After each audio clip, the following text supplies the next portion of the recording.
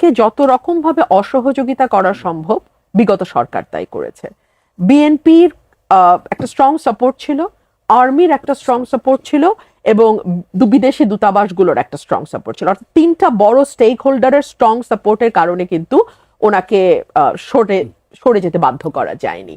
But ওনার বাড়ির সামনে যে ঘটনাগুলো ঘটেছে, মানে বঙ্গভবনের সামনে, ওনার বাড়ি তো না, বঙ্গভবনের সামনে, সেটা না হলেও হতো।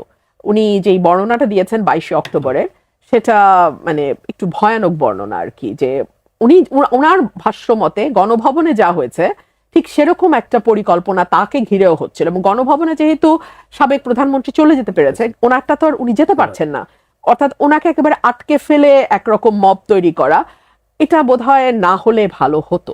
কারণ আমরা তো একটা পরিবর্তনের কথা বলছি বারবার। দেখুন, আমরা যতবার পরিবর্তনের কথা বলি, বলা হয় যে আমরা হয়তো বা আগের সরকারের প্রতি সফটনেস দেখাচ্ছি। বিষয়টি তা নয়।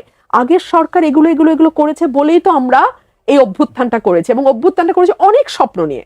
বাংলাদেশের রাজনীতিকে মোটামুটি একটা সঠিক ট্র্যাকে তুলবার একটা স্বপ্ন, মানুষের স্বাধীন চিন্তার একটা স্বপ্ন, মত প্রকাশের একটা স্বপ্ন।